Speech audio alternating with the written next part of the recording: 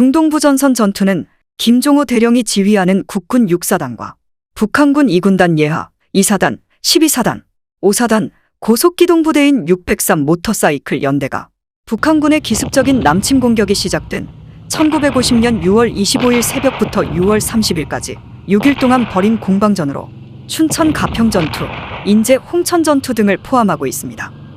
중동부전선 지역은 험준한 산악과 구불구불하고 협소한 도로, 그리고 남쪽과 서쪽으로 흐르는 북한강과 소양강 등 천연장애물로 이루어져 방어에 유리한 지형적 특징을 지니고 있습니다.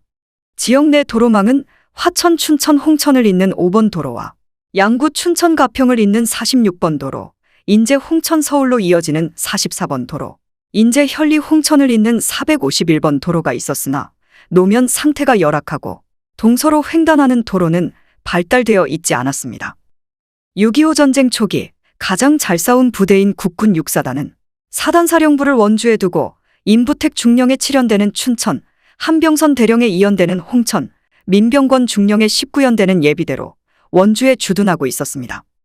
북한군은 수도권의 국군 주력 부대를 포위 섬멸하기 위해 1차로 한강 이북에서 양익 포위하고 2차로 수원 남쪽에서 양익 포위하는 작전 계획을 수립했으며 춘천 홍천 지역에 투입한 김광엽 소장의 북한군 2군단 예하 3개 사단과 고속기동부대인 모터사이클 연대는 2차 포위를 위한 조공부대였습니다.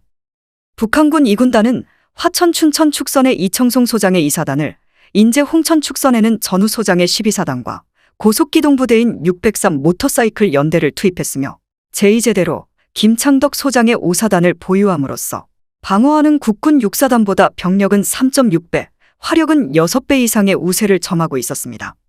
중동부전선 전투는 크게 3단계로 나눌 수 있습니다. 1단계는 38선 경계진지 전초전과 주저항선 전투가 전개되는 6월 25일 상황으로 공격 준비 사격과 함께 화천 춘천 축선에서 북한군 2사단은 모진교를 점령한 후 국군 7연대의 주저항선인 역골, 164고지 우두산선까지 이르렀고, 인제 홍천 축선에서는 북한군 12사단이 국군 2연대의 주저항선인 어론리 일대까지 진출했습니다. 2단계는 주저항선을 포기하고 최우저항선과 예비진지에서 전투를 전개하는 6월 26일과 27일의 상황으로 국군 7연대와 2연대는 주저항선 일대에서 북한군의 진격을 저지하다가 지형의 이점을 활용한 효과적인 방어작전을 위해 소양강 남한과 말구계로 철수하여 각각 방어진지를 편성했습니다. 3단계는 거점 도시가 피탈되고 최우저항선이 와해된 후 지연전을 전개하는 6월 28일에서 30일까지의 상황으로 국군 7연대는 6월 27일 춘천이 피탈되자 춘천 홍천 간 도로를 따라 철수하며 북한군의 돌파를 저지했고, 2연대는 최후 거점인 말고계에서 4차례에 걸친 북한군의 공격을 격퇴했습니다. 국군 6사단은 방어에 유리한 소양강과 말고계 일대에서 지형적인 이점을 최대한 활용하면서 6일 동안 방어전을 펼침으로써 북한군 2군단이 춘천과 홍천을 점령하고 여주, 이천 수원으로 우회기동하여 전방의 국군 퇴로와 후방으로부터의 병력 증원을 차단하겠다는 작전 계획을 무력화시켰으며, 이로 인해 국군은 한강 남한에서 방어선을 형성할 수 있는 시간을 확보할 수 있었습니다. 이 전투에서 북한군 2군단 예하, 2사단과 12사단은 재편성을 해야 할 정도로 큰 타격을 입었고 졸전의 책임을 물어 군단장과 사단장들이 모두 해임되었습니다. 중동부전선의 국군 6사단은 병력과 화력면에서 절대 우위에 있는 북한군 2군단의 공격을 효과적으로 방어함으로써 북한군의 남침 전략에 큰 차질을 가져오게 하였으나, 수도인 서울의 함락은 중동부전선에도 막대한 영향을 미쳐 전투에서 큰 승리를 거두며 효과적으로 방어전을 펼쳤음에도 불구하고 전선의 균형 유지를 위해 물러설 수밖에 없게 되었지만, 우인접 사단인 8사단과 함께 무기 및 장비를 그대로 유지한 채 전략적으로 후퇴함으로써 향후 전투에서 국군의 핵심 전력이 되었습니다.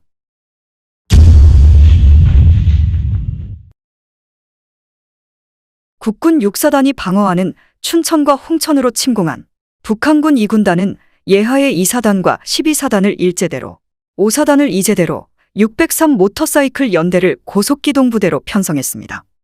북한군 2사단과 12사단은 각각 삼각편제 개념에 의거 3개 포병연대, 포병연대 예하의 3개 포병대대, 대전차대대, 중기관총대대, 공병대대, 수송대대, 교도대대, 통신대대, 의무대대, 기동정찰중대, 정보소대 등으로 편성되어 있었으며 각 연대는 3개 대대로, 대대는 3개 중대로, 중대는 3개 소대로 구성되었습니다.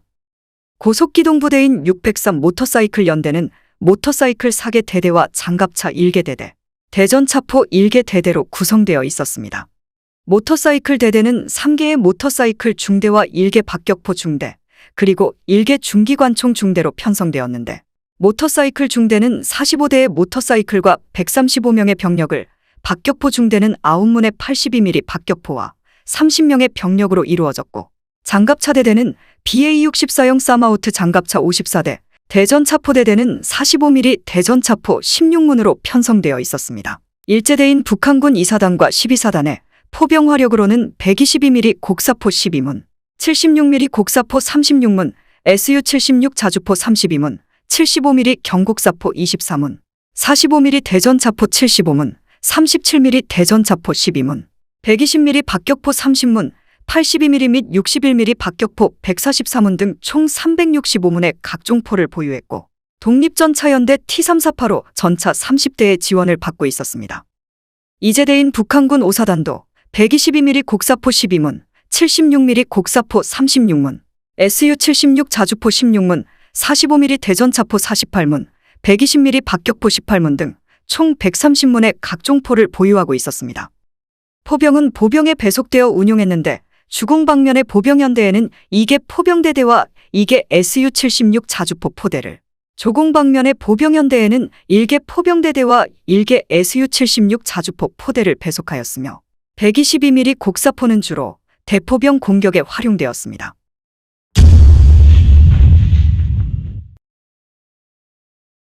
국군 6사단 7연대 정면인 춘천에 대한 공격을 담당한 이청송 소장의 북한군 2사단은 6월 10일 함흥에서 김학까지 기차로 이동한 후 6월 17일 추곡리, 장촌리, 원천리 지역에 집결했습니다. 북한군 2사단은 춘천과 가평을 점령한 후 한강을 도하하여 서울 동남쪽으로 진출, 국군의 예비 전력이 남쪽에서 증원되는 것을 차단함과 동시에 주공부대인 북한군 1군단의 좌측방을 엄호한다는 계획을 갖고 있었습니다. 북한군 2사단은 이게 제대로 전투대형을 편성하고 일제대는 6연대와 4연대로 구성되어 주공인 6연대는 포병연대 예하 2개 포병대대, 독립전차대대 예하 2개 전차중대와 협동으로 마평리, 상송암리를 연하는 선에서 공세를 시작하고 조공인 4연대는 포병연대 예하 1개 포병대대, 독립전차대대 예하 1개 전차중대 및 1개 공병중대와 협동작전을 통해 양통곡의 북이대 선에서 공세를 시작했습니다. 이제대인 17연대는 공격 개시와 함께 6연대를 후속하고 4단 직할 교도대대는 4연대를 후속하는 임무가 부여되었습니다.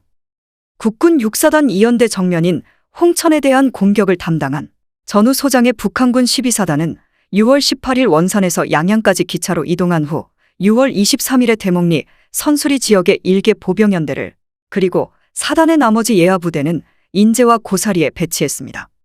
북한군 2군단의 주공인 12사단은 홍천을 점령한 후 원주에서 여주로 이어지는 간선도로를 차단하고 이천 수원 방면으로 우회기동하는 603 모터사이클 연대의 좌측방을 엄호하며 원주 방면으로 진출하여 국군의 퇴로 및 병력 증원을 차단한다는 계획을 갖고 있었습니다. 12사단은 예하의 3개 보병연대로 병진 공격하는 전투대형을 구성했으며 31연대는 추곡리 대곡리 선을, 30연대는 계명산의 동남쪽 사면에서 하수내리 선을, 32연대는 862고지 북쪽 사면에서 부소연선을 각각 담당하고 있었습니다. 고속기동부대인 603 모터사이클 연대는 12사단을 후속하여 전쟁 2일차에 홍천 서남쪽 5km 지점에서 전투에 투입되어 양평 이천, 용인 수원 방면으로 진격, 국군의 퇴로를 차단하고 수원을 점령하는 임무를 부여받았습니다. 북한군 2군단의 예비대인 5사단은 6월 20일 나남에서 기차를 이용하여 양양으로 이동한 다음 1개 연대와 1개 포병대대 및 자주포대대를 38경비 1여단에 배속시키고 주력은 12사단을 후속하여 홍천에서 전투에 투입되어 횡성 원주 방면으로 진출하면서 전과를 확대하고자 했습니다. 이를 통해 국군 후방사단의 증원을 차단하는 한편 2군단의 1단계 목표인 원주와 삼척을 잇는 선까지 진출한다는 계획이었습니다.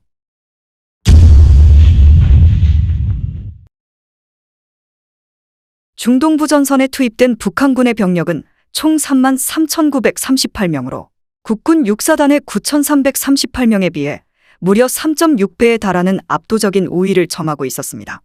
북한군 투입 병력을 사단별로 살펴보면 2사단 1,838명, 12사단 12,000명, 5사단 8,000명, 그리고 603 모터사이클 연대 2,000명이었습니다.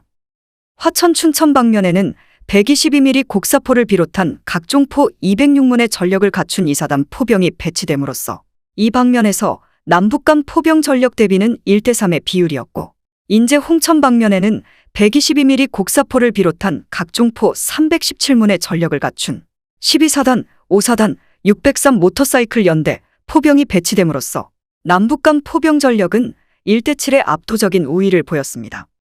개전 당시 북한군 2사단은 대부분의 병사가 6개월 이상의 군사훈련을 마친 상태였으며 1950년 초 북한군 검열단이 실시한 평가에서 7개 사단 중 최우수 사단으로 선정되기도 했습니다.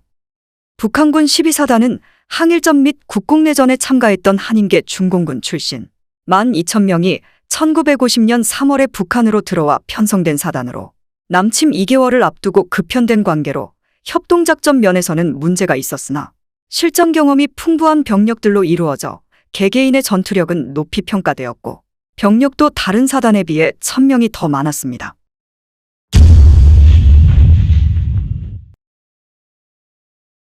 중동부전선을 방어하는 국군 6사단은 경기도 가평군 정목리에서 강원도 인제군 방독리까지 84km에 이르는 38선을 경비하고 있었습니다. 김종호 대령이 지휘하는 6사단의 병력은 9,338명으로 장비는 105mm M3 곡사포 15문, 57mm 대전차포 12문, 81mm 박격포 33문, 60mm 박격포 65문, 2.36인치 로켓포 276문을 보유하고 있었습니다. 임부택 중령이 지휘하는 7연대는 사단의 좌일선 부대로서 춘천 정면을 방어하면서 연대본부는 춘천에 두고 3대대는 가평군 북면 정목리에서 춘천시 사북면 양통리까지, 2대대는 양통리에서 춘천시 북산면 계명산까지의 38선 경비를 담당했고 3대대 11중대와 12중대는 연대 예비대인 1대대와 함께 춘천에 주둔하고 있었습니다. 한병선 대령이 지휘하는 우일선 2연대는 홍천 정면을 방어하면서 1대대는 계명산에서 인제군 남면 남전리 873고지까지, 3대대는 873고지에서 인제군 기린면 방독리 789고지 간의 38선 경비를 담당했고 예비대인 2대대는 연대본부와 함께 홍천에 주둔하고 있었습니다. 민병권 중령의 19연대는 사단 예비대로 사단사령부가 있는 원주에 주둔하면서 교육훈련과 부대 정비에 주력하고 있었습니다. 전쟁 발발 당시 6사단의 예하 연대들은 창설 당시부터 편성된 부대가 아니라 필요에 따라 타 사단의 연대와 수시로 교체하여 편성된 부대였습니다. 19연대는 남원지구 공비경멸 작전을 전개한 후 이동하여 1950년 5월 1일부터 원주에 주둔했고, 2연대는 1949년 8월 13일부터 11월 15일까지 옹진의 음파산 전투를 마치고 서울로 복귀한 후 전쟁 발발 일주일 전인 6월 20일에 홍천으로 이동하여 사단에 예속되었습니다.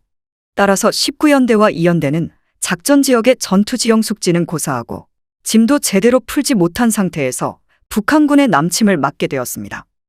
7연대는 1949년 2월 20일에 6사단에 예속되어 청주에서 원주로 이동하여 2개월간의 교육훈련을 마친 다음 1949년 5월 3일 춘천 정면 방어에 투입되었으며 3개월 뒤인 8월 6일에는 신남을 공격한 1개 대대 규모의 북한군을 포착, 섬멸하는 경험을 쌓기도 했습니다.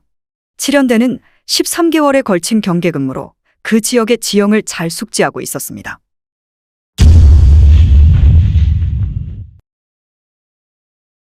국군 6사단의 방어 계획은 춘천의 방어 중점을 두고 북한군이 공격해오면 진지 전방에서 격파하여 38선을 확보하는 것이었습니다.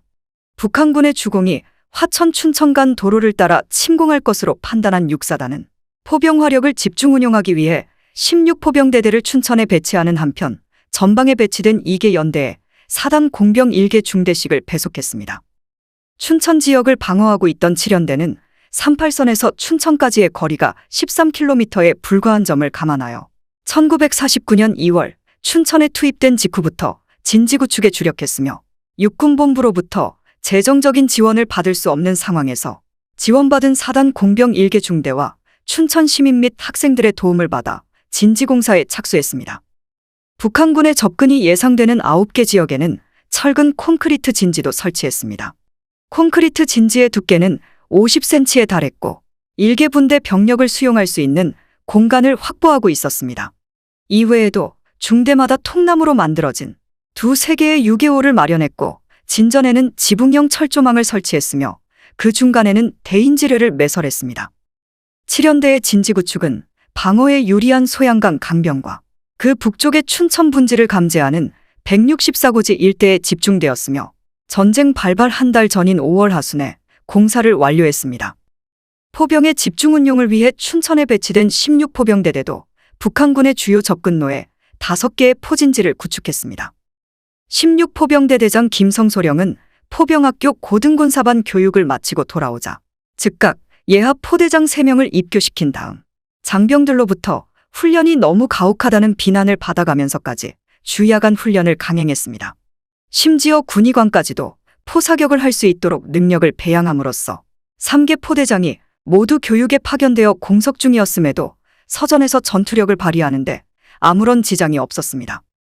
2연대 정면은 콘크리트 진지가 없었고 통나무로 쌓은 유개호를 8연대로부터 인수받아 보수했는데 이곳은 철조망 설치나 대인지뢰 매설이 전혀 이루어지지 않았습니다.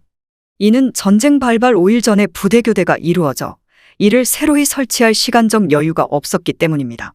다행스럽게도 연대장 한병선 대령이 1년 전에 발생했던 신남지구 전투를 교훈 삼아 기존 진지를 보수하는 임시 조치를 취했기 때문에 서전에서 북한군의 침공에 어느 정도 대처할 수 있었습니다.